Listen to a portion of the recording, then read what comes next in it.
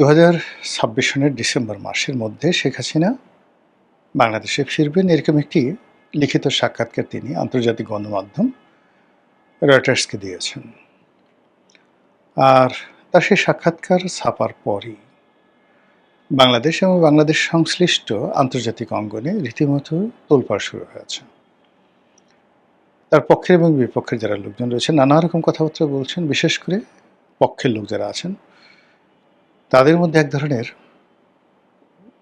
উন্নাসিকতা, এক ধরনের আর্ত অহমিকা, এক ধরনের প্রতিশোধ গ্রহণের যে ইচ্ছা বা প্রতিহিংসা গ্রহণ করার যে ইচ্ছা, যেটিকে আমরা জিঘাংসা বলি, প্রতিহিংসা চরিতার্থ করার ইচ্ছা, জিঘাংসা, এটা আবার নতুন করে দানা বেঁধেছে। এবং শেখ হাসিনা বিভিন্ন সময় তার নেতাকর্মীদেরকে বলেছিলেন যে তোমরা তালিকা করো।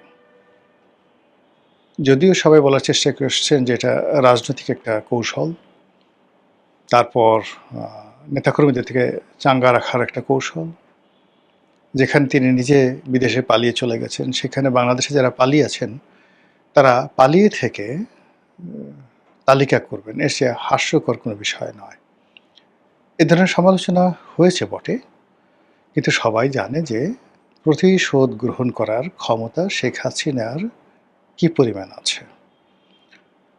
ফলে কি হলো যে তার ১৭ বছরের শাসন, তার আগে ৫ বছরের শাসন ৯৬ থেকে ২০০১, তার আগে বিরোধী দলীয় নেত্রী হিসেবে তার যতটুকু ক্ষমতা ছিল সেই ক্ষমতা দেখিয়ে তিনি ছাত্রলীগকে ব্যবহার করে, যুবলীগকে ব্যবহার করে যেভাবে রাজপথে সন্ত্রাসের রাজত্ব কায়েম করতেন, সেই সন্ত্রাসের রাজত্বের কাছে এরশাদ শাহী থেকে শুরু করে প্রথম জমানায় সেই বেগম জিয়ার যে শাসনামল ৯১ থেকে ৯৬, তারা কিন্তু সবাই শেখ হাসিনাকে ওইভাবে ভয় করতেন যে তিনি সব কিছু করতে পারেন।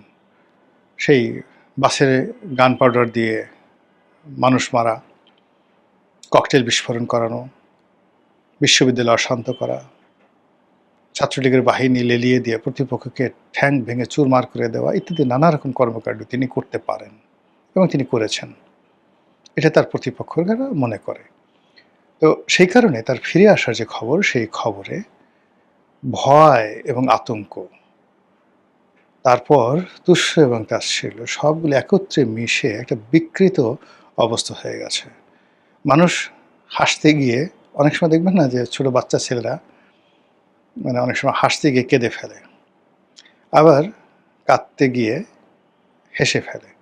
আমরা এদেরকে ছোটকালে বলতাম মানে হাসি কান্না বলার মা, পয়সা কটা দিলা না, এরকম তাদেরকে ঠাট্টা করতাম। হাসতে হাসতে কেঁদে ফেলতো, কাঁদতে কাঁদতে হেসে ফেলতো।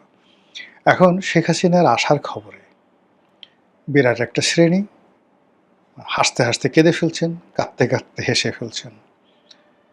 অনেকে হয়তো জোরে জোরে যাত্রা পালার মতো হাসছেন, মুহা কিভাবে আসবে, সম্ভব নাকি বলে, ওরে মা গো, ওরে বাবা গো, আমার কি হবে গো, আবার আমাকে জেলে নেবে গো, এই কথা বলে ফেলছেন। সে কি আমাদেরকে ছাড়বে গো, সেই কাজ করতে পারে গো, এরকম নানা রকম প্রতিক্রিয়া তৈরি হচ্ছে।